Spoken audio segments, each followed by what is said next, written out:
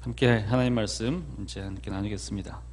사람이 일생을 살아가다 보면요, 어떤 여러 가지 이제 전환기를 만나게 됩니다. 근데 전환기란 말은 우리가 그냥 이렇게 쓰는 표현인데, 근데 요즘은 이제 영어를 또 자연스럽게 쓰는 시대다 보니까 그냥 전환기 하면 별로 느낌이 좀 안 옵니다, 그죠? 그래서 터닝 포인트, 뭔가 좀 멋지기도 하고 막 그런 얘기 있지 않습니까? 터닝 포인트란 말을 쓰면 이게 이제 분명하게 이렇게 전환되는 그런 시기죠. 그래서 이 터닝 포인트를 우리가 경험을 하게 되면 이전과는 전혀 다른 종류의 삶을 살 수도 있게 되고, 혹시 그렇게 되지는 않는다고 하더라도 어차피 똑같은 길을 간다고 하더라도 마음의 자세나 또는 이제 의식이 변하는 경험들을 여러분 하게 될 가능성이 높습니다. 기독교 신앙은 전통적으로요, 우리가 예수를 믿고 기독교인이 되는 과정은 이런 일종의 전환기로 표현을 합니다. 터닝 포인트로 이제 표현을 하는 거죠. 이것을 이제 신학이나 또는 이제 교회에서 이제 사용하는 이제 교리적인 용어로는 일반적으로 우리가 회심이라고 표현을 합니다. 그렇죠? 그래서 이전까지는 전혀, 그러니까 회심은 그냥 말 그대로 그냥 한자에 쓰여 있는 그대로 얘기를 한다면 마음을 바꾼다는 얘기죠. 마음을 돌이킨다는 의미에서의 회심이고, 이거를 이제 영어로 쓰면 이제 컨버전이라는 표현을 쓰는데, 이건 그냥 마음을 변하는 것도 포함하지만 한편으로는 내가 어떤 특정 방향의 소속으로 돼 있다가 다른 소속으로 이제 소속을 바꾸는 것도 표현을 하고, 어떤 길을 가다가 이렇게 앞으로 쭉 가다가 마치 우리가 유턴을 하는 것처럼 완벽하게 방향을 바꿔서 딴 길로 가는 것을 이제 얘기하는 표현이 바로 회심입니다. 자, 이런 회심에 대해서 이제 성경에서 이제 회심한 사람의 모델이 이제 여러 가지로 이제 제시가 되고 있는데, 가장 유명한 사람이 있죠. 회심의 모델로 가장 유명한 사람이 누굽니까? 네, 바울이죠. 사도 바울 같은 경우는 이제 이전에 사울이었다가 특히 이제 예수를 핍박하는 사람으로 있었던 그 사울이 어느 날 하나님의 특별한 이제 은혜를 경험을 하게 되면서 완전히 사람이 바뀌어가지고 이름도 바울로 바뀌고, 그러면서 삶의 방향을 완전히 바꿔서 예수를 믿는 사람을 죽이러 다니던 사람에서 오히려 예수를 전하는 사람으로 바뀌는, 그래서 이전에는 죽이려는 사람이다가 이제는 죽임을 당하기 위해서 막 쫓겨다니는 사람으로 바뀌는 그런 경험을 하게 되는 거죠.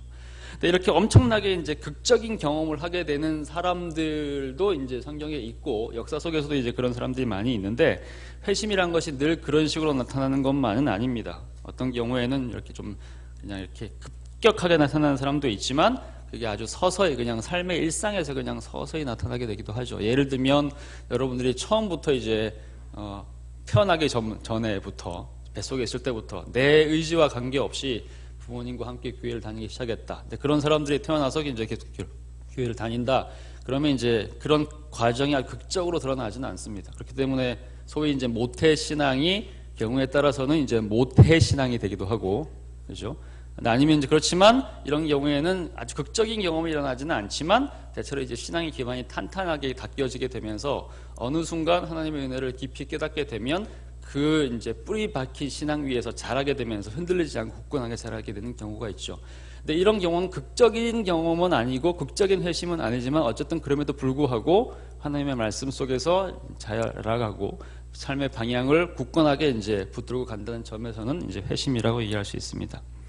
어쨌든 간에 이렇게 굉장히 중요한 이제 회심의 경험들이 이제 많이 있는데요. 그리고 이제 이것을 일종의 이제 터닝 포인트라고 얘기를 한다면, 이것은 이제 회심은 우리 개인의 경험입니다. 우리 각자 한 사람들이 경험하게 되는 그런 이제 경험인데, 교회의 역사 속에서 특히 하나님께서, 예수께서 이 땅에서 인간의 삶으로 오셔가지고 33년 동안을 사시다가 이제 천국으로 이제 다시 올라가시고 난 이후의 사건을 기록한 교회의 사건들이죠, 그죠? 그때 이후로 우리가 일반적으로 교회사, 교회의 역사라고 얘기를 하는데, 이 교회의 사건을 이제 처음으로 기록한 책이 바로 사도행전이죠. 그 이전까지 이제 마태, 마가, 누가, 요한은 복음서인데 예수님의 행적을 기록한 역사적인 책이지만, 이것은 이제 교회가 시작된 사건은 아니고 예수님께서 이 땅에 사셨던 그 사건이고요.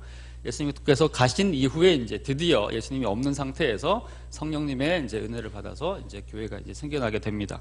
근데 이 교회의 첫 사건과 탄생과 그 이후에 이제 교회의 존재를 기록한 사건이 사도행전인데, 이 사도행전에서 소위 이제 회심에 해당할 만한, 그러니까 이제 개인의 회심이 아니라 말하자면 교회의 변화를 경험하는 일종의 터닝 포인트가 될 만한 사건을 이제 세 가지랄 정도를 뽑으라고 하면, 대체로 이제 여러 가지 이제 대여섯 가지 이렇게 사람들이 꼽는데, 그 중에서 이제 가장 대표적인 것들 세 가지가 있습니다. 하나가 이제 오순절 성령 강림 사건이죠. 오늘 우리가 읽은 바로 그 사건입니다. 일단 두 번째가 이제 사도 바울이 이제 회심한 사건, 그래서 이제 바울이 된 사건이고요. 그 다음에 이제 세 번째로 이제 고넬료라는 이제 이방인이 회심한 사건을 뽑을 수가 있습니다. 그리고 이제 추가로 하나 정도를 더 뽑으라고 얘기를 하면 저는 아주 특별한 뭐 극적인 회심 이런 건 아니지만 아까 얘기했던 모태신앙 같은 그런 종류의 이제 경험에서 얘기를 한다면 바나바라는 이제 한 인물이 교회와 신자를 섬긴 모델이 저는 기독교 공동체 전체의 모델이 될 수 있다고 개인적으로 생각을 합니다. 그런 점에서 이 네 가지 정도를 터닝 포인트로 이제 사도행전에 나타난 가장 중요한 터닝 포인트라고 이제 정하기를 좋아합니다. 만약에 성령 강림 오순절에 있었던 이 2장에 있었던 이 성령 강림 사건이 없었다면 예수님이 돌아가신 이후에 지도자를 잃고 힘과 의지를 모든 잃은 제자들은 그냥 예전처럼 물고기만 잡다가 그냥 늙어 죽고 아마 기독교는 역사 속에서 아예 사라져 버렸을 가능성이 있습니다. 그렇죠? 그런 점에서 이 오순절 성령 강림 사건은 너무나도 중요합니다. 사울의 회심이 없었다면 오늘날 우리가 갖고 있는 성경의 신약 성경의 약 절반이 사라졌을 겁니다. 그렇죠? 그리고 우리가 믿고 있는 기독교 교리, 그죠? 우리가 하나님이 누구신지, 예수님이 누구신지, 교회가 누구인지, 교회가 무엇인지, 종말에 어떤 일이 벌어질지, 우리가 어떻게 구원받는지 이런 것에 대한 정리한 기록들이 이제 사라져 버리는 거기 때문에 그런 점에서 역시 우리가 믿는 이제 교리의 여러 부분들이 굉장히 다른 형태로 나타날 가능성이 있습니다. 그리고 또 고넬료의 회심이 없었다면 만약에 기독교는 그냥 유대인들만 믿고 그냥 그 자리에서 이제 팔레스타인에 있는 유대인 혈통을 갖고 있는 사람들만 믿고 있는 그런 종류의 종교로 그러다가 아마 시간이 지났을 때 예를 들면 AD 70년에 예를 들면 이제 유다가 완벽하게 성전이 이제 로마에 의해서 멸망을 당했을 때 그때 아마 그냥 그대로 그 자리에서 사라져 버렸을 가능성이 있습니다. 그런 점에서 굉장히 중요하다는 거죠. 그 다음에 이제 바나바가 바울을 받아들이고 교회에 소개하고 다른 사람의 의심을 떨쳐버리게 그를 천거하고 추천하는 일을 적극적으로 행하지 않았다면 아까 두 번째 말했던 사도 바울의 그 역할이 사실상 교회 역사에서 사라져버리고 교회는 그렇게 극적으로 로마 제국 전역으로 뻗어나가서 모든 이방인들을 포용하는 종교로 그렇게 성장하지 못했을 가능성이 있습니다. 물론 우리가 역사에서 가정을 얘기를 한다면 이렇게 얘기를 할 수 있겠지만 물론 하나님은 더 크신 분이고 모든 사람들을 그분이 원하시는 대로 들어 쓰시는 분이기 때문에 사도 바울이 없었어도 고넬료가 없었어도 그 다음에 베드로가 없었어도 그분의 일을 분명히 행하실 수 있을 것입니다. 그렇죠? 그럼에도 불구하고 어쨌든 우리가 기록된 그대로 역사를 본다면 아마 이들이 없었으면 기독교는 정말 다른 형태로 발전할 수 있었을 것입니다. 오늘 우리가 읽은 사도행전 2장이 바로 이제 우리가 읽은 그 첫 번째 주제입니다. 제가 이제 얘기했던 이 네 가지 터닝 포인트가 앞으로 제가 할 4주 동안 할 바로 그 주제를 의미하는 것이죠. 자, 우리가 읽은 사도행전 2장은 유명한 오순절 사건입니다. 오순절 사건은 어떤 면에서 기독교 역사가 시작되는 부분이라고 얘기할 수 있습니다. 베드로를 비롯한 제자들은 예수님께서 승천하시면서 성령이 임할 때까지 기다리라는 마지막 예수님의 그 명령을 듣고는 이제 다락방에 모여서 이제 기다리기 시작했습니다. 그런데 기다리다가 그냥 기다리기만 한 것은 아니고 기다리면서 성령이 오실 것을 예수님께서 약속을 하셨기 때문에 성령이 오실 것을 기대하면서 기도하면서 기다렸죠. 근데 오순절 날이 됐습니다. 오순절 날이 되었는데 그때 이제 본문에 나오는 대로 성령이 임했습니다. 그래서 성령이 임하니까 이들이 성령의 충만을 받아가지고요 밖에 나가서 복음을 전하면서 처음으로 원래 모여있던 예수님의 제자였던 공동체를 제외하고 그 공동체 밖으로 처음으로 이제 복음이 전해졌습니다. 그러면서 많은 사람들이 예수를 믿기 시작한 것이죠. 그렇게 해서 예수를 믿은 사람들이 기존에 모여있던 그 제자 공동체에 더해지면서 탄생한 것이 역사상 최초의 교회였죠. 그 교회를 우리가 뭐라고 얘기를 하나요? 예루살렘 교회라고 얘기를 합니다. 그리고 이제 우리가 말을 잘 아는 대로 사도행전 2장 쭉 이제 마지막에 쭉 보시면요, 이 교회가 마치 천국 같은 곳이었다고 이제 성경이 기록합니다. 모든 물건을 서로 통용하면서 천국 같은 공동체를 형성을 했는데 바로 이 교회는 성령의 강림으로 시작이 됐다고 이제 분명히 성령은 얘기를 하는 것이죠. 그래서 이 오순절 성령 강림 사건이 교회 역사에서 가장 중요한 사건이라고 이제 우리가 얘기한 이유가 바로 그것입니다. 오순절 성령 강림 사건과 함께 첫 교회가 시작이 됐기 때문에 그렇습니다. 근데 오순절 강림 사건에 대해서 이제 일반적으로 이제 뭐 아마 이런 얘기들은 막 목사님들 통해서 이제 많이 설명을 이제 들으셨을 것 같은데요. 근데 오순절 성령 강림의 의미는 단지 교회의 시작이라는 것으로만 의미 있는 것이 아닙니다. 아주 많은 중요한 이야기들이 있고요. 여기서 굉장히 많은 신학적인 의미들을 많이 부여하지만 제가 오늘 나누고자 하는 이 주제와 관련해가지고 가장 중요한 이 의미 중에 하나는요, 오순절 성령 강림 사건을 통해서 말씀의 소통이 일어났다는 겁니다. 좀 쉬운 다른 말로 언어가 회복이 됐다고 얘기할 수 있어요. 언어의 소통이 회복됐다고 얘기할 수 있습니다. 자, 무슨 얘기인지를 우리가 본문을 통해서 한번 보겠습니다. 자, 이번 읽은 이제 2장을 쭉 이제 보시면서 성경을 보시면서 참고하도록 하겠습니다.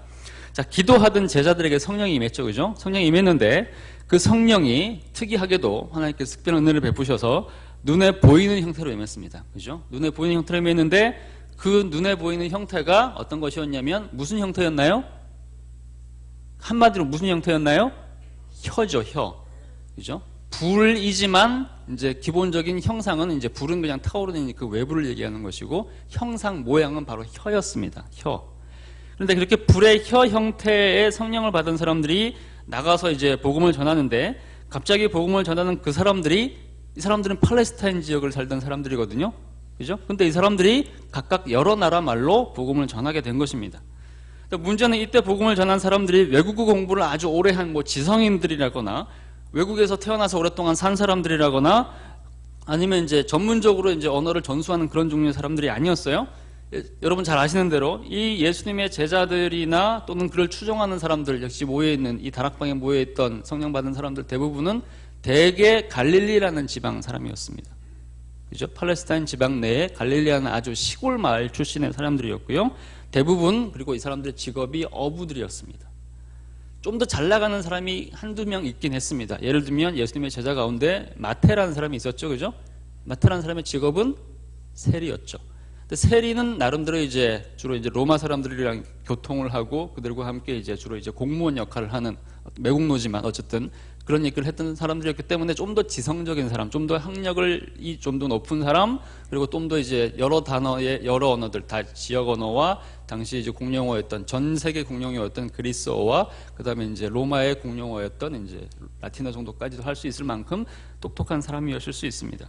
그럼에도 불구하고 여기 모인 사람들에게 필요한 용어를 할 만큼 그렇게 탁월한 사람은 아니었을 수 있겠죠. 그런데 오순절에 모인 유대인들은요, 다양한 나라에서 소위 디아스포라라고 하는, 그러니까 이민자들의 공동체를 만들어서 살던 사람들이었죠. 700년 전에, 정확히 말하면 약 700년 전에 북쪽 이스라엘이 아수르라는 나라를 통해서 멸망을 당하죠, 그죠? 그리고 200년 뒤에 남쪽에 있던 유다가 바벨론이라는 나라를 통해서 멸망을 당합니다. 멸망을 당한 이후에 이 백성들은 이제 식민지 백성인 동시에 또 이제 이 나라들이 이 백성들을 막 흩어놨기 때문에 결국에는 자기가 나라가 없는 상태에서 주로 전 세계에 나가서 살기 시작한단 말이죠. 근데 대부분의 디아스포라 이민자 공동체는 주로 어디에 정착을 하게 되나요? 다른 나라로 가면 이 사람들이 시골에 사나요? 아니면 도시에 사나요? 주로 도시에 살죠, 그죠? 도시에 살면서 이 사람들은 자기는 그 나라에서 새롭게 살게 된 그 나라에서 주로 이제 아주 이렇게 공무원이 된다거나 또는 이제 학자가 되거나 이렇게 좀 이렇게 높은 신분을 갈 수 있는 사람들은 전혀 아니란 말이죠, 그죠? 왜냐하면 식민지의 이제 외국인이니까. 그런 사람들이 먹고 살기 위해서 해야 될 수 있는 것은 뭐냐면 주로 장사를 할 수밖에 없게 되겠죠, 그죠? 그러면서 이제 이 사람들은 주로 장사를 하기 위해서 어디 모여 사냐면 주로 도시에 모여 삽니다. 왜냐하면 도시만이 이 사람들이 살 수 있는 거의 유일한 공동체이기 때문에. 그러니까 우리가 알고 있는 대로 전 세계 모든 유대인들은 그때부터 지금까지 주로 해온 일이 뭐냐면 주로 상업이나 아니면 은행업, 금융업을 한 거죠.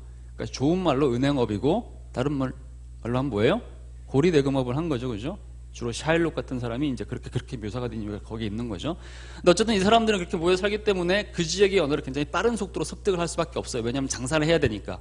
그러니까 그 지역 언어에 빨리빨리 동화가 되고 그러면서 이제 그렇게 되면서도 그 동네의 언어에 적응을 하면서도 또 한편으로는 유대인이기 때문에 유대인들은 자기 정체성이 세계에서 가장 강한 민족이죠, 그죠? 그러다 보니까 회당이라는 성전이 이제 원래는 성전은 이스라엘에만 있는 거니까 성전이 무너진 상태에서 이 사람들이 각 디아스포라 공동체 안에 자기네들의 정체성을 지키기 위해서 이제 일종의 이제 모임 공동체를 만드는데 일종의 종교 공동체이자 사회 공동체이자 그런 것들을 만드는데 그게 회당입니다. 예를 들면 이렇게 생각할 수 있죠. 여러분들이 이제 미국이나 이제 유럽을 가게 되면 한국 사람들이 이제 제일 먼저 가서 짓는 건물이 뭐죠? 한국 사람들이 외국에 가면 제일 먼저 주로 뭘 짓는다고 얘기를 하나요? 교회를 짓는다고 얘기를 합니다. 중국 사람들은 뭘 짓냐면 식당을 짓고, 그다음에 일본 사람들은 이제 기업을 지으려고 사무실을 먼저 짓죠. 한국 사람들은 뭘 지어요? 교회를 짓습니다. 왜 그러느냐? 그 사람들이 다 교인이라서 교회를 짓나요? 교인들이 많이 있죠. 근데 교인들이 많이 있지만 그 공동체는 그냥 예배 공동체만은 아니에요. 말하자면 그 지역에서 한국 사람들이 한국말을 하면서 서로 소통하고 정보를 주고받고 또 서로 이제 공동체를 만들 일종의 이제 사회복지센터 역할을 하는 것이 교회거든요. 근데 그런 역할을 하는 것이 이제 말하자면 이제 당시의 회당이었습니다. 그러니까 회당에 있으면서 이스라엘 사람들이 이제 자기네 민족적 정체성을 지키고 언어 공부도 하고 그다음에 무엇보다도 이제 예배도 드리고 하면서 이제 자기 신앙을 지켜나가긴 하는데, 근데 이제 히브리 이 이스라엘 사람들이 굉장히 열심히 있는 사람이고 어떻게든 탈무드나 이런 것들을 통해 가지고 자녀들한테 신앙교육을 굉장히 열심히 하는 사람들이긴 하지만, 그래서 이제 어떤 민족들보다도 정체성을 잘 지켜온 사람들이긴 하지만, 그럼에도 불구하고 어쨌든 그들이 지금 살고 있는 그 지역, 자란 지역의 언어만큼 히브리어를 더 잘할 수는 없습니다. 1세대를 제외하면요. 그렇지 않습니까? 예를 들면 우리가 아까 얘기했던 것처럼 미국에서 한번 생각해 보세요. 미국에서 한국 사람들이 있는데 한 10년, 이민 한 10년 정도가 되면 그때부터 문제가 생깁니다. 어떤 문제가 생깁니까? 내 언어와 내 자녀의 언어가 달라지는 거죠. 그렇죠? 아이들에게 학교를 보냈는데 그 아이들이 학교에 들어가서 친구들을 사귀기 시작하면서 그 아이들이 그 지역 언어만을 하게 되는 거죠. 특히 이제 좀 더 이렇게 부유한 나라에서 살게 될 경우에, 그러면 영어를 잘하지 못하는 부모와 영어를 잘하는 아이들 사이에서 갈등이 생기게 되고, 그때부터는 거의 이제 다른 종류의 길을 가게 됩니다. 이렇게 되면 그 다음부터 어떤 일이 생깁니까? 교회도 예배를 두 개로 나누게 되죠. 소위 이제 K 미니스트리와 KM과 EM이라고 그러죠. 한국 미니스트리와 그다음 잉글리시 미니스트리, 아이들을 위한 얘기 나뉩니다. 그 다음부터는 교회가 두 개로 되고, 한 단계가 더 지나면 어떻게 되면, 한 세대 더 지나면 어떻게 되느냐? 이 교회가 아예 두 개로 분리가 돼 버리죠. 그리고 나서 한 세대 정도 더 지나고 나면 아예 한국어를 쓰는 한국어 예배가 이제 거의 없어지게 되는 경우들이 많은 거죠. 근데 그게 아주 전형적으로 일어나는 일이거든요. 근데 이스라엘 사람들은 아무리 열심히 자기네 언어를 지키고 한다고 하더라도, 그럼에도 불구하고 어쨌든 간에 두 세대, 세 세대, 우리보다 훨씬 많이 가서 4, 5세대 된다고 하더라도 결국은 4, 5세대 정도가 되면 자기 언어를 잃어버릴 수밖에 없어요. 그럼 그 현지 언어를 쓸 수밖에 없단 말이죠. 그죠? 근데 이스라엘 사람들이 지금 몇 년째 지금 다른 나라에서 디아스포라 생활을 하고 있나요? 700년? 500년? 700년, 500년이 지났습니까? 세대로는 도대체 몇 세대입니까? 이 세대 동안에 이 사람들이 자기네 언어를, 히브리어를, 그 다음에 이제 히브리어에서 사용되는 히브리 지역에서 당시 사용하고 있던 아람어를 자기네 자손들에게 다 가르쳤을 가능성이 별로 없죠. 그럼 결국 무슨 얘기입니까? 지금 오순절 날이 되어서 1년에 3번씩 모든 이스라엘 남자들이 와서 이제 1년에 3번 또는 이제 1년에 그 셋 중에 한 번, 6월절과 오순절과 초막절에 예루살렘에 와서 제사를 드리라는 그 명령을 순종한다는 점에서 이 사람들은 굉장히 자기의 신앙을 잘 전수한 사람들입니다. 지키는 사람들이죠. 그럼에도 불구하고 이들의 언어는 히브리어나 당시 히브리 지역에서 사용되고 있던 아람어는 아닙니다. 자기네들 동네에 있는 그 언어를 사용을 하는 거죠. 그죠?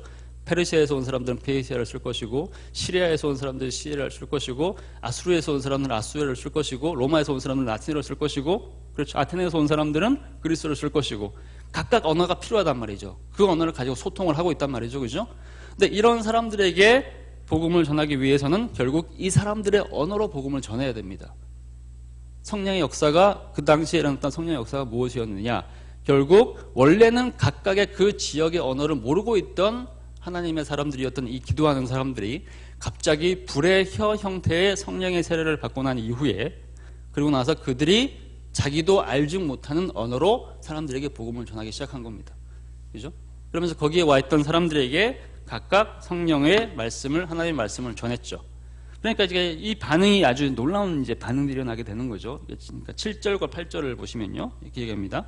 거기 이제 복음을 들었던 사람들, 그러니까 자기네 나라 말로, 자기가 지금 살고 있는 지역 말로, 페르시아 말로, 그 다음에 인도 말로, 그 다음에 뭐 이렇게 라틴어로, 그 다음에 그리스어로 복음을 들은 사람들이 이 사건이 너무너무 놀라운 겁니다. 너무 신기하니까 놀라서 여기서 이르되, 야, 지금 이 말 하고 있는 사람들이 갈릴리 사람들 아니냐? 이 말은 성경에는 아주 부드럽게 표현되어 있지만 그냥 쉽게 말하면 이런 거죠. 갈릴리 애들인데, 저 무식한 애들인데, 덜 떨어진 애들인데 도대체 얘들이 어떻게 우리 말을 알지?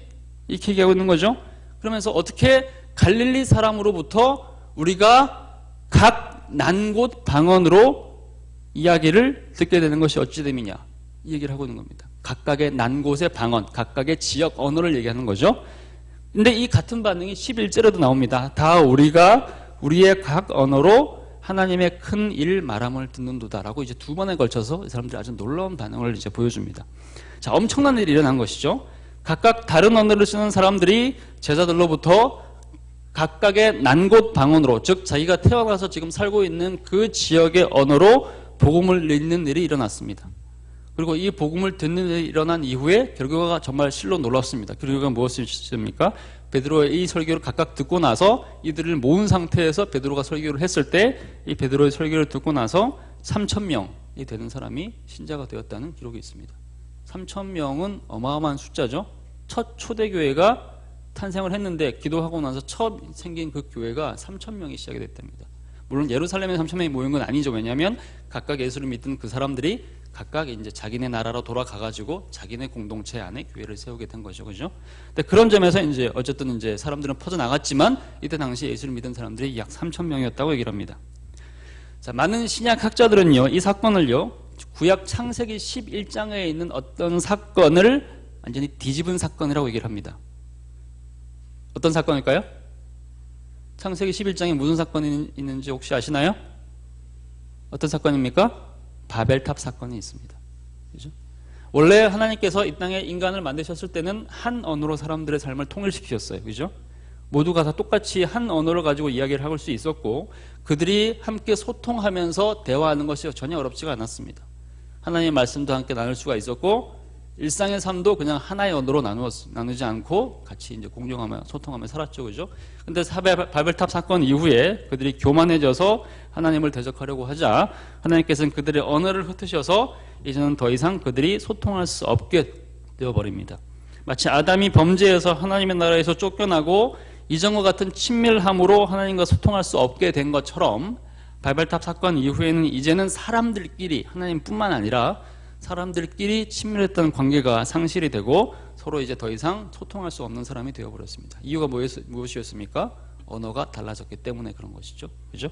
그리고 이 이후부터 언어로 나누어진 사람들이 민족이 되고 그러면서 이 세상은 아예 전쟁터가 되어버렸습니다. 그것을 뒤집은 현장이 바로 사도행전 2장의 오순절 사건입니다.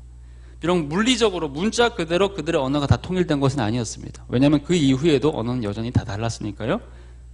그럼에도 불구하고 같은 하나님의 말씀, 그러니까 우리가 읽은 말씀 중에 11절을 보면요, 각각 난곳 방언으로 듣게 되는 것이 어찌심이냐라고 8절에 얘기한 이후에 똑같은 그 난곳 방언이라는 단어를 사용해서 그 다음에 11절에는 뭐라고 얘기를 하고 있냐면 우리가 각 언어로 각 난곳 방언으로 하나님의 큰 일을 말함을 듣는도다라는 표현을 쓰고 있어요. 이게 무슨 얘기입니까?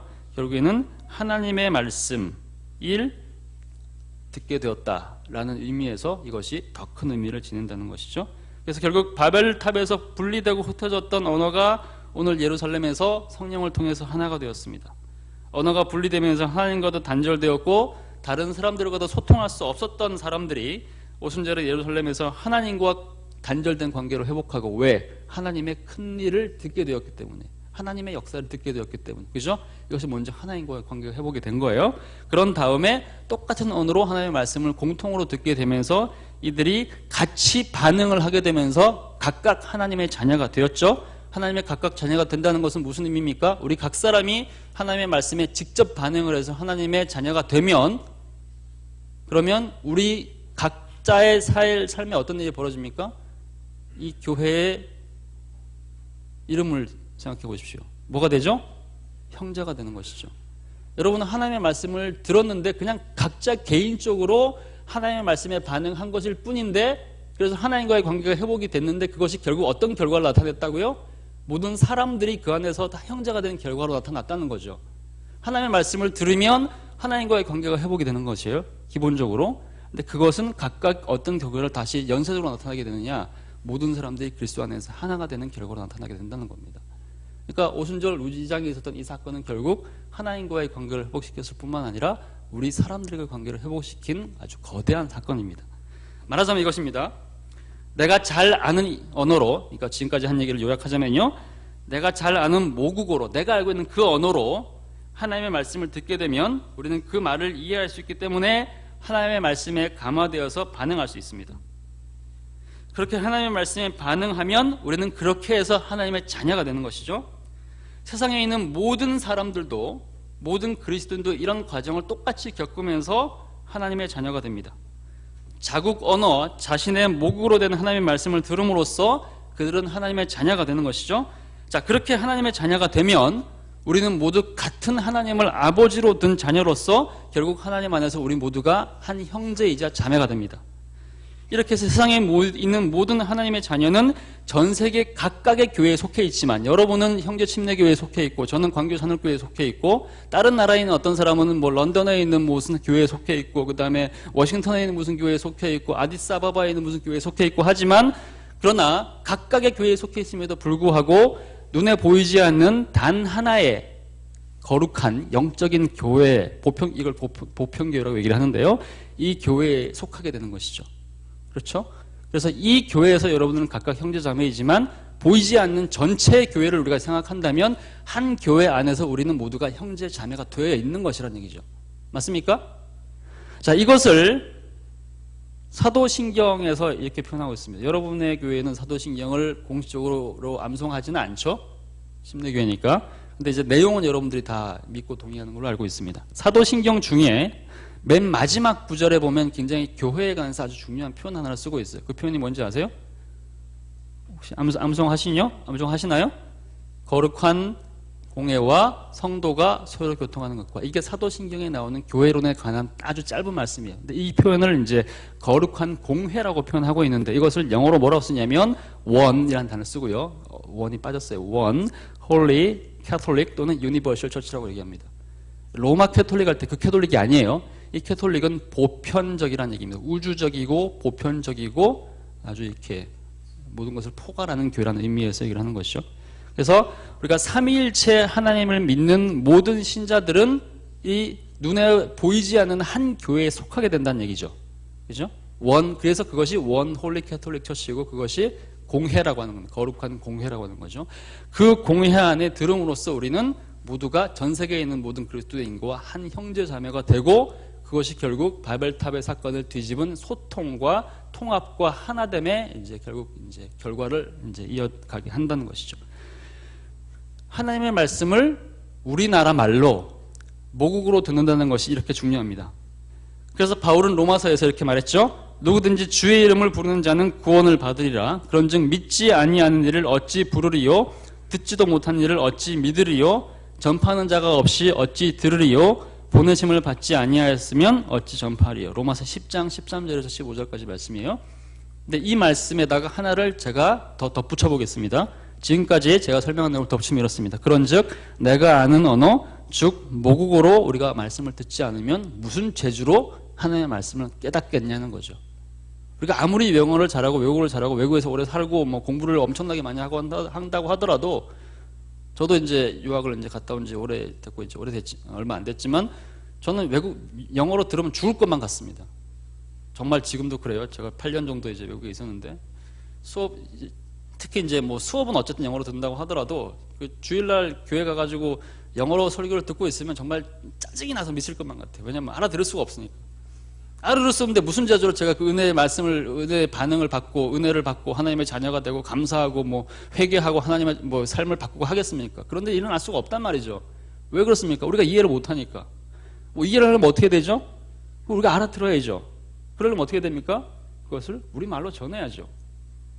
이것이 가장 중요한 원리라는 거죠. 그래서 제가 지금까지 했던 이야기가 사실 여러분에게 별것이 아닌 것처럼 느껴질 수도 있어요. 뭐 너무 당연한 얘기를 뭐 너무 상식적인 얘기고 기독교인들은 다 알고 있는 얘기 아니냐라고 반문하는 분이 여기 있을 수도 있습니다. 그런데요, 역사적으로 보면 그렇지가 않습니다.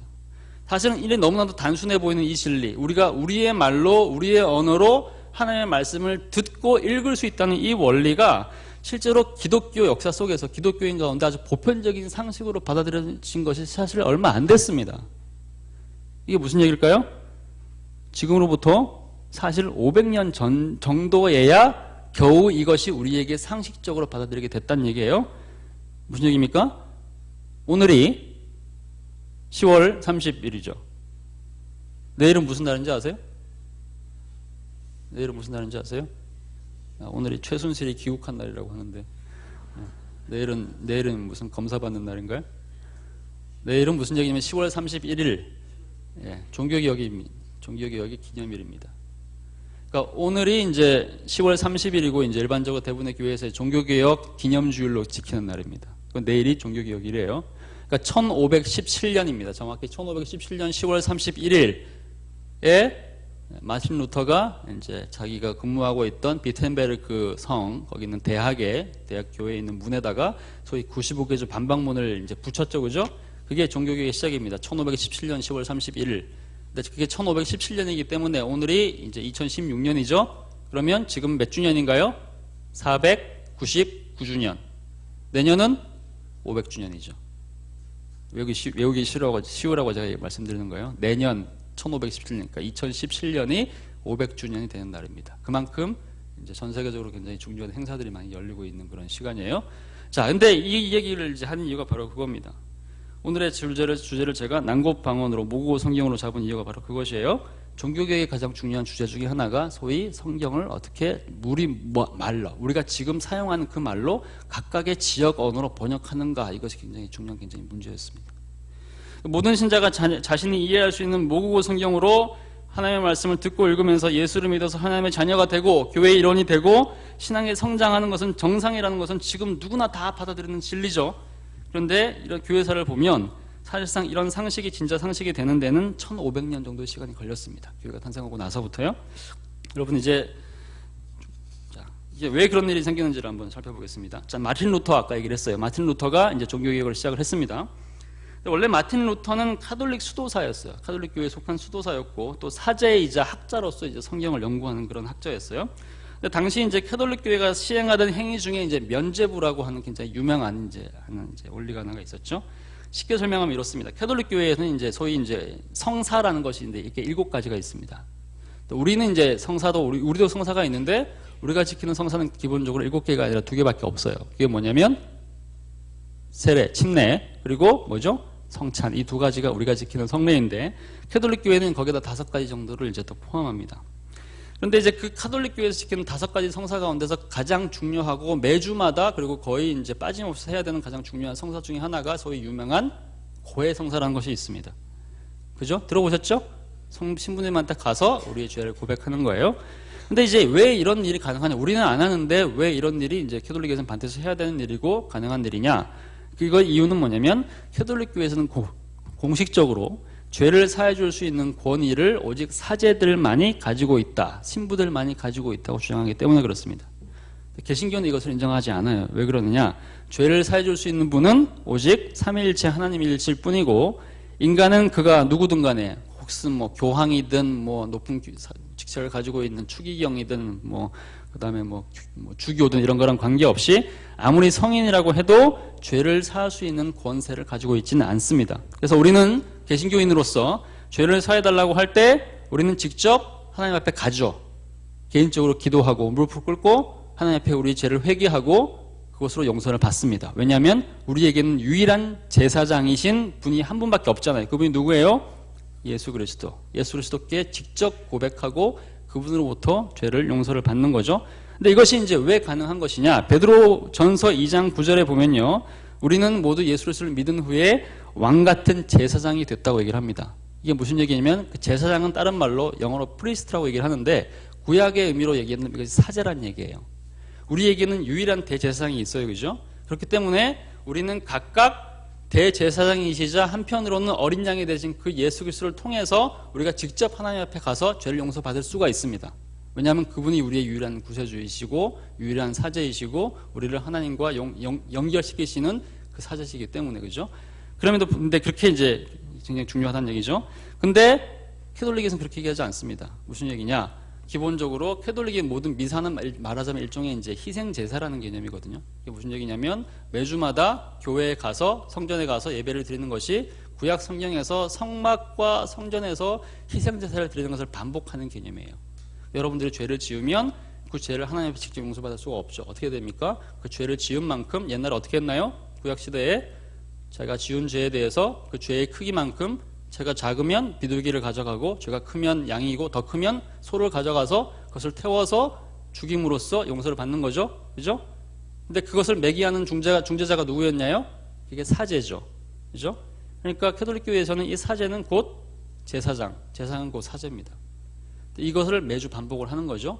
매주에 가서 거기서 이제 소위 이제 성찬을 하게 되는데 그 성찬에 나오는 예수님의 피와 예수님의 떡은 말 그대로 예수님의 피와 떡이에요. 왜 그렇습니까? 이것이 바로 양이자 염소이자 소이기 때문에. 그러니까 예수님을 매주마다 죽이는 거죠. 그리고 그 사제가 하나님과 우리의 죄의 관계를 그때그때마다 제사를 통해서 대속을 해주고 용서를 받게 하는 것이죠. 이것이 바로 제사적이죠. 그것이 바로 미사의 개념입니다. 근데 우리는 그 개념이 이제 사라졌어요. 왜 그랬느냐?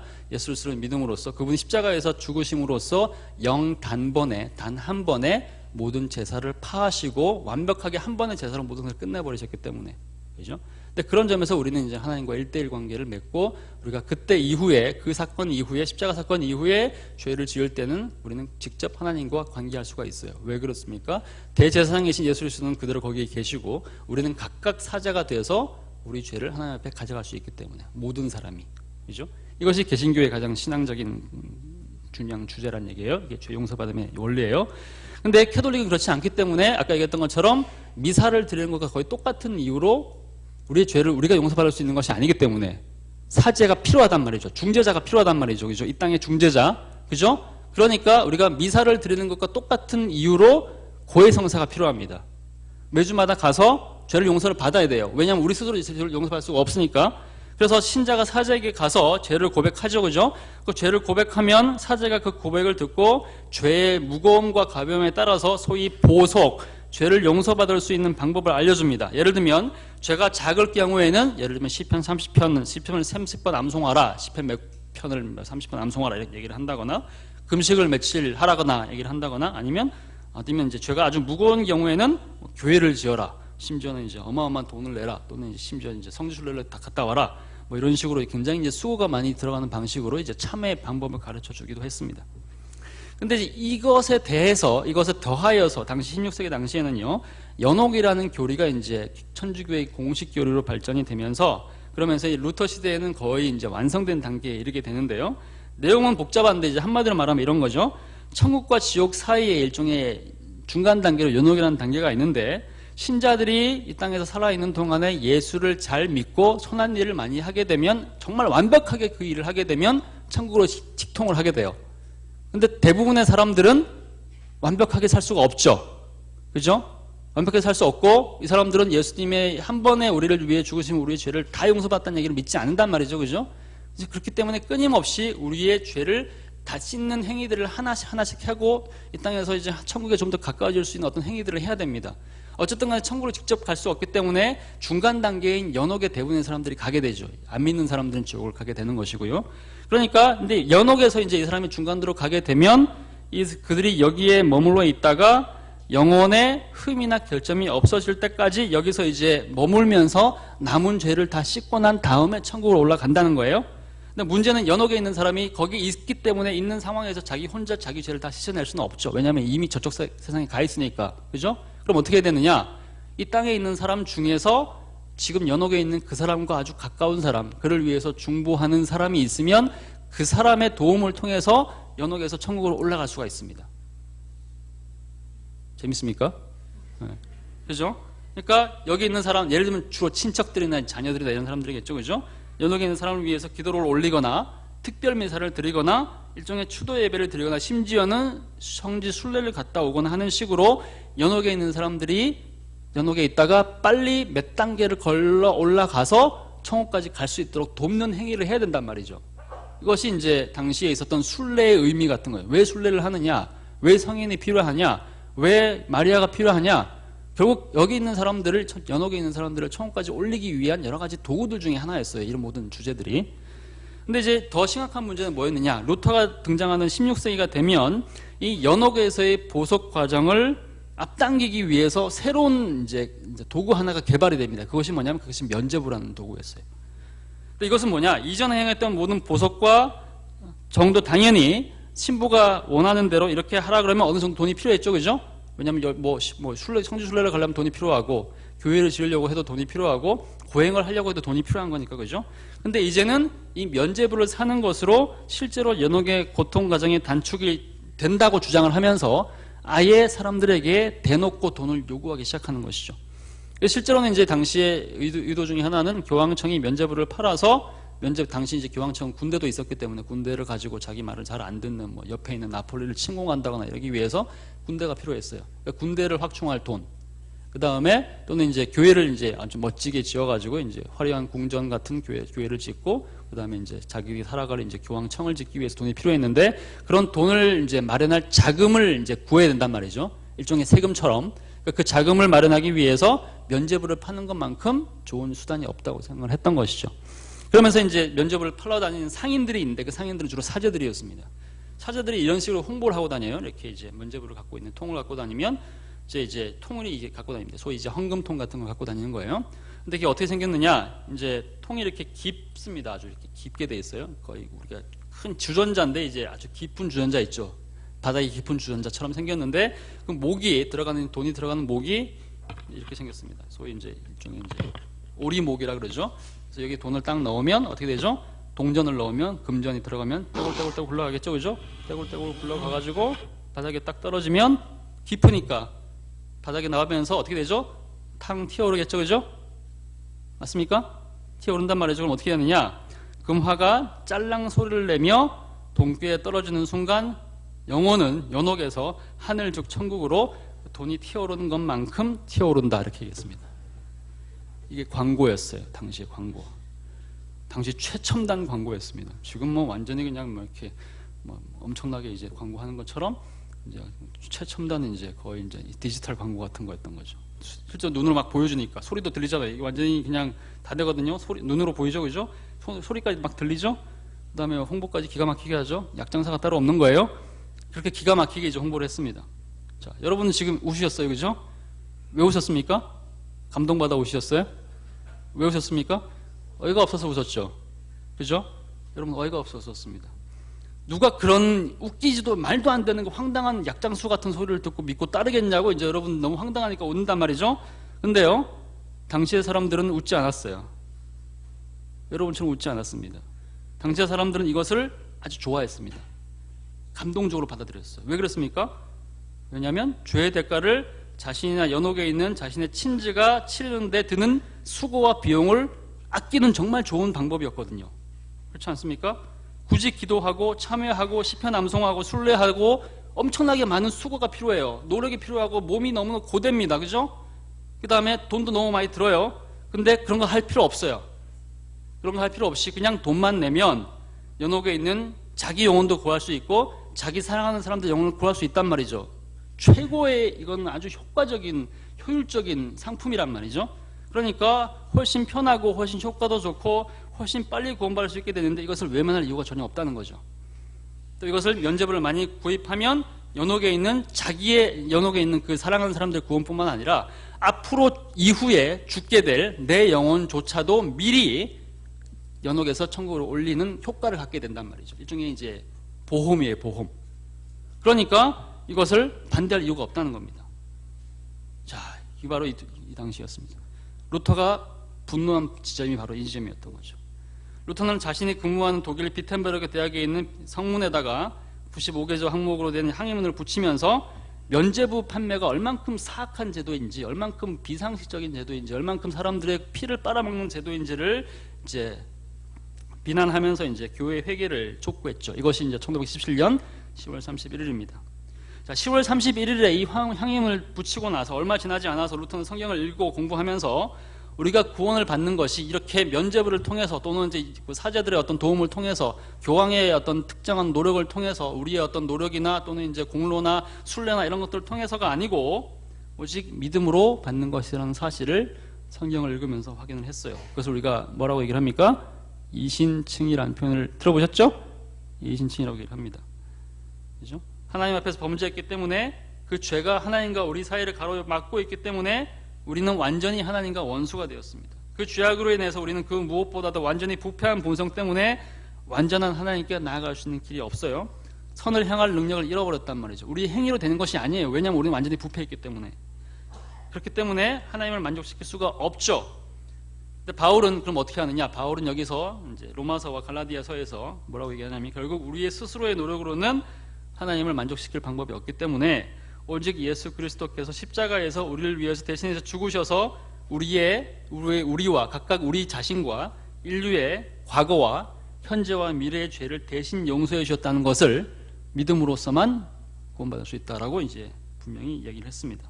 그러므로 구원은 하나님께서 주시는 은혜, 즉 값을 요구하지 않고 호의로 주는 선물이고, 그리고 우리가 이것을 믿으면 하나님께서 우리가 믿었다는 그 자체만 가지고도 기뻐하시고 인정하시면서 이것을 우리의 의로 여기시고 우리를 구원받았다, 의롭다라고 선언, 칭의이죠. 의롭다고 칭해 주신다는 겁니다.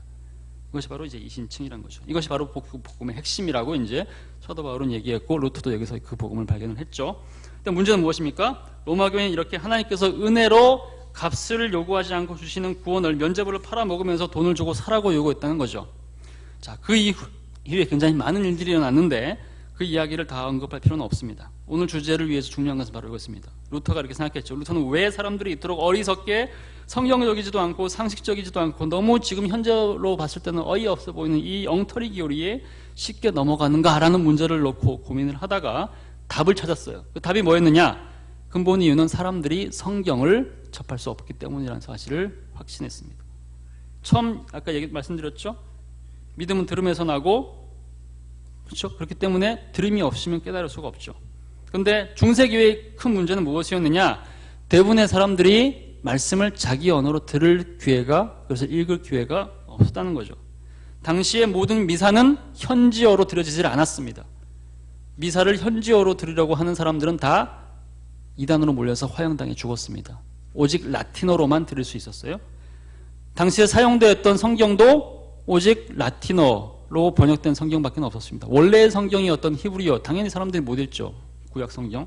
원래의 성경이었던 신약 성경이었던 그리스어 성경, 당연히 사람들이 못 읽죠. 그죠? 근데 그것을 번역한 언어는 딱 하나밖에 없었어요. 라틴어. 라틴어를 사람들이 읽을 수 있나요? 대부분의 민중들이 못 읽죠. 조리 이제 지식이 있는 사람들이거나 아니면 이제 소수의 사제들도 대부분 못 읽었습니다. 아주 소수의 똑똑한 사제들만 읽을 수 있었습니다. 결국 그렇다면 무슨 얘기입니까? 라틴어로 전해진 그 실제 말씀을 실제로 예배도 라틴어로 진행이 되고 성경도 라틴어인데 어떻게 이 사람들이 자기네 언어로 들을 수 있겠습니까? 그러면 그 복음이 무엇인지를 알 수도 없고 복음 안에 있는 메시지가 무엇인지도 없고 하나님의 말씀에 반응할 수 있는 방법도 없는 거죠. 결국에는 아까 얘기했던 것처럼 우리가 어이없게 생각하는 그 행위를 이 사람들은 당연하다고 생각할 수 있을 만큼 아주 철저하게 미신적인 사고방식 속에서 살 수밖에 없었던 것이 당시의 가장 큰 문제였습니다. 그래서 이미 가톨릭 교회를 뒤흔들며 개혁을 시작한 루터는 이제 정말 지금 시작한 이 개혁을 좀 더 철저하게 밀어붙일 하나의 수단을 강구하는 거죠. 그게 뭐였습니까? 성경을, 라틴어로 된 성경을, 그리스어와 헬라어로 된 성경을, 그리스어, 헬라 똑같은 얘기예요. 히브리어로 된 성경을 자신의 언어, 뭐였죠? 독일어로 번역하는 프로젝트를 시작을 한 거였습니다. 그리고 루터가 종교개혁을 시작하면서 한 가장 큰 업적 중에 하나는 바로 성경을 자신들의 언어인 독일어로 번역을 한 거였습니다. 왜? 모든 사람들이 자신의 말로 성경을 읽을 수 있어야 되기 때문에. 근데 루터가 성경을 번역하려고 시도한 첫 번째 사람은 아니었습니다. 그보다 더 이전에 한 150년 정도 전에요. 영국에서 당시 잉글랜드 이제 나라가 이제 스코틀랜드, 잉글랜드 분열돼 있었는데 당시 이제 위클리프라는 사람이 있었습니다. 존 위클리프라는 사람이 있었어요. 이 사람의 별명이 이제 종교개혁의 샛별입니다. 왜 샛별이냐? 말하자면 이제 루터의 길을 인도한 사람이기 때문에. 근데 결국에는 성공하지 못하고 이제 이단으로 이제 몰렸던 사람이죠. 근데 이 사람이 이제 영어로 이제 성경을 번역하는 시도를 하다가 이제 죽었어요. 죽은 다음에 이단으로 몰려가지고 시체를 이제 꺼내가지고 죽은 시체를 꺼내가지고 시체를 이제 불사른 다음에 이걸 이제 우리가 옛날 어려운 말로 부간참시라 그러죠. 이미 죽은 사람의 시체를 꺼내가지고 훼손하는 거죠. 그런 다음에 이제 재를 뿌려가지고 이제 강에다 뿌립니다. 왜 그러느냐? 이단은 화형당해야 되거든요. 당시의 중세 개념에 의하면 왜 화형을 당해야 되느냐? 화형이 모든 종류의 형벌들 가운데서 가장 고통스럽기 때문에 바로 죽지를 않거든요. 목을 자르거나 뭐 교수형을 하거나 이런 것들은 금방 죽잖아요. 화형은 밑에부터 온몸이 타고 들어오는 그 과정들을 직접 경험을 해야 됩니다. 죽지 않은 상태에서 고통을 맛보는 거죠. 더군다나 화형은 지옥의 상징 같은 거거든요. 지옥은 우리에게 성경에서 영원히 꺼지지 않는 불처럼 묘사가 되죠. 그죠? 그러니까 지옥을 맛보는 경험을 미리 던져주는 거죠. 그러니까 로마 가톨릭 교회 입장에서는 당시에 성경을 번역하는 행위는 지옥에 떨어져서 가장 최악의 형벌을 맛봐야 될 죄악처럼 느껴졌다는 얘기입니다. 근데 이 일을 하려고 하다가 위클리프는 이제 그런 식으로 죽었고요. 후스라는 이제 체코의 사람은 아예 이제 살아있는 상태에서 그런 식으로 이제 불을 당해서 죽었습니다. 당시에 이제 그렇게 이야기 됐다는 얘기죠. 성경을 자국어로 번역한 행위가 그만큼 당시로서는 위험한 행위였습니다. 자, 위클리프는 이단으로 몰려가지고 그렇게 이제 참혹한 형벌을 받았지만 그의 이름은 지금도 널리 기념됩니다. 대표적으로 이제 전 세계에서 이제 아직 성경이 없는 사람들이 있습니다. 예를 들면 뭐 이리안자야 들어보셨죠? 그다음에 파푸아뉴기니 김병만이 찾아가는 그런 데 있잖아요. 이렇게 보면 소위 이제 아직도 굉장히 이제 벗고 지내는 분들이 많이 계시잖아요, 그죠? 그런 분들만 이렇게 많아봤자 뭐 3,000명, 4,000명이고 뭐 200명, 300명밖에 없는 그런 동네도 있습니다. 그 사람들은 말이 있어요. 자기네 말들이 다 다르거든요. 근데 그 사람들이 글이 없습니다.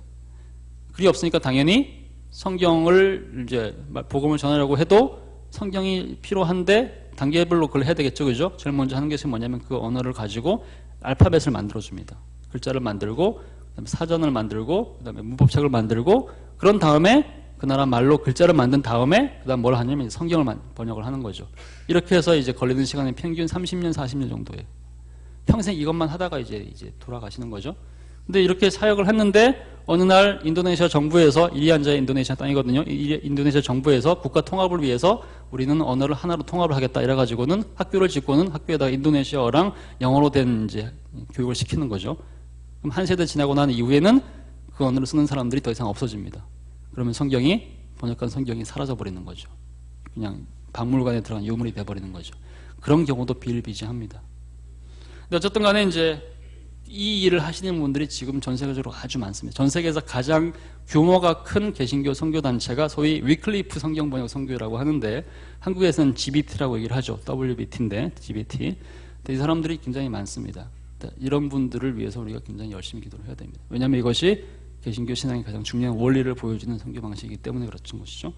하여간 하나님께서 특별한 섭리를 베푸셔서 루터는 무사히 독일어 성경을 번역을 했습니다. 루터의 생각은 아주 분명했어요. 모든 그리스도인들이 자기 스스로 성경을 난곳 방언으로, 즉 모국어로 읽음으로써 하나님이 성경을 통해서 말씀하시는 것을 직접 들을 수 있어야 한다는 거죠. 아까 이야기한 것처럼 전 신자, 모든 신자, 우리 모두가 다 신자가 제사장이 됐으니까 하나님 앞에서 모든 사람이 다 제사장이고 사제이기 때문에 지상의 다른 대리 사제, 신부 없이 우리가 직접 하나님 앞에 나아가서 하나님과 화해하고 용서를 받고 그리고 하나님과 교제하기 위해서는 우리 성경을 스스로가 읽을 수 있어야 되겠죠. 그죠?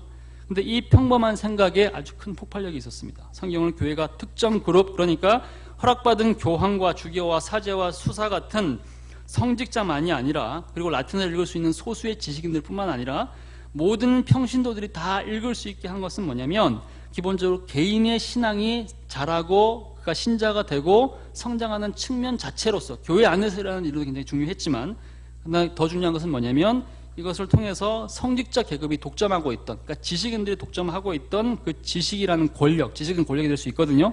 그 지식이라는 권력을 일반 신자들한테 나눠줬다는 겁니다. 그죠? 결국에는 교회는 대부분을 차지하는 그 평신도들이 성직자들의 노예 상태에서 벗어날 수 있게 되는 거죠. 왜냐하면 잘못된 것을 가르치고 그것을 우리의 생각을 조작을 해도 이제는 반항할 수가 없었어요. 왜냐하면 몰랐으니까. 그죠? 근데 이제는 알 수 있잖아요. 왜? 직접 성경을 읽으니까. 거기서 우리는 일종의 해방을 경험하게 된 것이죠. 그래서 평범한 그리스도인이 스스로 성경을 읽고 해석함으로써 사제들이 가르친 교리나 주장을 검증할 수 있게 되었고, 그래서 이제 이들의 교리가 얼만큼 허황된 것인지를 우리가 스스로 알고 거기에 저항할 수 있게 된 것이죠. 이것이 바로 종교교육의 가장 중요한 파급 효과였습니다. 결국 독이 터졌습니다. 루터의 독일어 성경을 시작으로 영국에서 윌리엄 틴들의 영어 성경이 드디어 나왔고요. 그 다음에 각 지역에서 자국어 성경이 이제 보물처럼 쏟아져 나와서 이제 전 세계에 있는 이제 모든 신자들은 자기 스스로 성경을 읽으면서 하나님의 말씀, 아까 얘기했던 하나님의 큰 일에 반응할 수 있게 되었습니다. 그리고 나서 한 100년 정도가 지나면, 정확히 한 100년 정도가 지나면 유럽의 한 절반 정도가 이제 개신교의 영향권 안에 들어오게 됩니다. 자, 모국어 성경이 도입됨으로써 나타난 결과는요, 종교교회의 이 결과는 단지 성경을 읽음으로써 나타난 교회론과 구원론 같은 신학적이고 영적인 개혁만은 아니었습니다. 스스로 성경을 읽고 이해한 바를 개인의 신앙으로 고백해야만 한다. 교회가 대신 해주는 것이 아니고 사제가 대신 해주는 것이 아니고 우리 스스로 고백을 해야 되죠. 그죠? 이것이 개신교의 신앙의 원리거든요. 그러므로 개신교 신앙이 이것이 의무였기 때문에 당연히 그렇게 하기 위해서 개신교인은 의무적으로 글을 배우고 쓰는 훈련을 할 수밖에 없게 되겠죠. 그 결과가 무엇이었습니까? 문맹퇴치. 한국에 와서 선교사들이 한 가장 중요한 일 중에 하나가 뭐였습니까? 성경을 우리의 말로 번역해서 읽게 하는 것이죠. 그죠? 뭐 읽으려면 어떻게 해야 되죠? 만약에 많은 여자분들이, 당시 굉장히 많은 여자분들이 문맹이었는데 어떻게 됩니까? 글을 읽는 방법을 가르쳐 줘야 되겠죠. 그죠? 그래서 결국 기독교인, 특히 개신교가 가는 곳에는 항상 문맹퇴치가 일어나게 되는 겁니다. 문맹퇴치가 일어나게 되면 어떤 일이 벌어집니까? 학문에 대한 관심이 늘어나게 되겠죠. 뭔가 배우고자 하는 욕망이 막 늘어나게 되겠죠. 그래서 어떤 일이 벌어집니까? 대학이 세워지고 학교가 세워지고 모든 학문이 권장되는 겁니다. 학문에 종사하는 사람들의 숫자도 늘어나게 되겠죠. 그리고 덩달아서 종교개혁의 가장 중요한 요소 중에 하나였던 출판, 그러니까 인쇄술이 당시에 발전이 됐던 것이 굉장히 중요했는데, 그러면서 이제 사람들이 각각 자기 신앙을 스스로 표현하는 상황들이 이제 아주 적극적으로 전개되기 시작하는 거죠. 개인이 하나님과 1대1 관계를 맺는 것이 개신교 신앙의 핵심이 되면서 권력을 독점하는 대신에 개인의 양심과 신앙과 집회와 결사의 자유가 중요하게 예금을 받는 민주주의 사회 체계가 등장을 했죠. 근데 유럽에서 이 체계가, 민주주의가 등장하는 것이 유럽의 북쪽입니까? 유럽의 남쪽입니까? 유럽의 북쪽이죠. 왜 그렇습니까? 떨떠름한 반응이에요. 북쪽이 다 개신교 지역이기 때문에 그런 것이죠. 그러니까 개신교의 파급 효과는 소위 이제 정치적 개혁까지도 이루어집니다. 자, 결론을 짓겠습니다. 오늘 우리가 사도행전 2장과 16장에서 종교계에서 본 난곱 방언으로의 원리는 오늘날 전 세계의 개신교가 전파되는 곳마다 실제로 적용된 가장 중요한 원리였습니다. 개신교는 전파되는 곳마다 복음을 전하며 영혼을 구원하는 동시에 모든 개신교 선교사는요, 가장 먼저 성경을 현지어로 번역하는 일을 첫 번째 사업으로 삼았습니다. 그래서 개신교를 우리가 일반적으로 성경 기독교라고 부릅니다. 왜냐하면 성경을 번역하는 일이 가장 중요했기 때문에. 근데 이 원리가 전 세계에서 가장 잘 적용된 나라가 어디였느냐? 성교 역사를 봤을 때 그것이 바로 한국입니다. 왜 그렇습니까? 한국에는요, 한국의 개신교 선교사가 처음 들어온 게 언제냐면 1884년입니다. 알렌이라는 의료 선교사가 들어왔고요. 그 다음 해에 이제 언더우드와 아펜젤러라는 이제 장로교 감리교의 첫 선교사가 들어왔어요. 근데 이 사람들이 공식적으로 들어와서 성경 번역을 시작을 하면 대부분의 다른 나라가 그랬던 것처럼, 아까 얘기했던 것처럼 30년 정도의 시간이 걸립니다. 그러니까 언더우드가 1885년에 들어왔는데 우리가 성경을 우리말로 읽게 되기까지 30년이 걸린단 말이죠. 그럼 언제 읽을 수 있습니까? 1910년, 20년 돼야 읽을 수 있죠. 그죠? 원래는 그래야 되는 거예요. 원래는 대부분의 나라들이 다 그랬어요. 근데 한국에는 전혀 다른 일이 일어났습니다. 무슨 얘기냐? 1885년에 이 사람들이 들어오기 이전에 바로 그 3년 전인 1882년에 중국에서, 만주에서 존 로스라는 선교사가 거기에 나와 있던, 장사로 와 있던 의주 상인들과 만나면서 이 사람들에게 복음을 전하고, 그리고 이 사람들과 함께 성경 번역을 시작을 합니다. 그래서 1882년에 이미 3년 전에, 선교사에 들어오기 전에 3년 전에 누가복음이 한국말로 번역이 돼 있었습니다. 그리고 나서 좀 있다가 신약 성경 전체가 다 번역이 돼요. 그 다음에 선교사들이 들어오기 바로 1년 전이었던 1884년과 그해 초에, 85년 초에 이수정이라는 사람이 일본에 갔다가 개종을 하고는 이 사람이 자기가 해야 될 가장 중요한 일이 성경을 번역하는 일이다라고 생각을 하고는 이수정이 스스로 성경을 번역을 했습니다. 그래서 성경이, 선교사가 들어오기 이전에 이미 우리는 두 가지 버전의 성경이 있었어요. 만주 버전과 일본 버전이 있었습니다. 선교사들이 85년 4월 5일 부활절에 한국에 처음 딱 들어왔습니다. 언더우드와 아펜젤러가 이제 제물포에 딱 들어왔는데요. 제물포에 들어오기 이전에 이 사람들이 이제 미국에서 이제 뉴욕 쪽에서 출발해가지고 대륙 횡단 열차를 타고 샌프란시스코까지 오고, 샌프란시스코에서 이제 한 달 정도 딱 배를 타가지고 이제 한국까지 들어온단 말이죠. 근데 너무 길잖아요, 그죠? 중간에 몇 군데 기착을 하거든요. 맨 먼저 하와이에서 먼저 쉬고, 미국 땅이니까. 그 다음에 일본에 와서 이제 요코하마에 먼저 들어옵니다. 왜냐하면 이미 거기에 동료 선교사들이 이미 일본에서 선교를 하고 있었고, 한국 상황을 설명을 해주고, 그 다음에 동양 기후에도 적응을 해야 되기 때문에 잠시 쉬었다 간단 말이죠. 요코하마에 딱 들어왔어요. 들어왔더니 이미 여기 와 있던 일본 선교사들이 하는 얘기가, 당신들이 지금 들어가는 그 조선이라는 나라에 필요한 그들의 말로 된 성경이 이미 번역이 돼 있다라고 얘기를 하는 거죠. 그러면서 바로 그 4월이었죠, 그죠? 1월에 인쇄가 되었던 이수정의 성경을 선교사들의 손에 쥐어줍니다. 자, 1884년, 85년 4월 5일에 이 두 선교사가 한국에 들어와요. 그런데 그들의 가방에 이미 한국어로 된 성경이 들어있었습니다. 이것이 바로 한국에서 일어난 일이죠. 왜 우리나라가, 한국이라는 나라가 지상에서 가장 가난한 나라 중에 하나였고 모든 사람들로부터 멸시받는 나라였고 세상에 존재하는지도 모르는 그런 나라였는데, 그렇기 때문에 선교사들도 중국이나 일본에 비해서 거의 100년, 중국에 비해서는 거의 100년, 일본에 비해서는 거의 40년 이상 우리가 선교가 늦었거든요. 선교사들 우리나라 안 들어왔어요. 왜 안 들어왔느냐? 관심이 없으니까. 근데 이들이 들어오고 나서 들어올 때 성경을 가지고 들어옴으로써 한국에서는 이제 전혀 다른 일이 일어났죠. 이 두 나라와 비교할 수 없을 만큼 어마어마한 교회 성장이 일어나게 됩니다. 왜 그렇습니까? 우리가 우리의 난곳방언으로 하나님의 말씀을 들었기 때문에.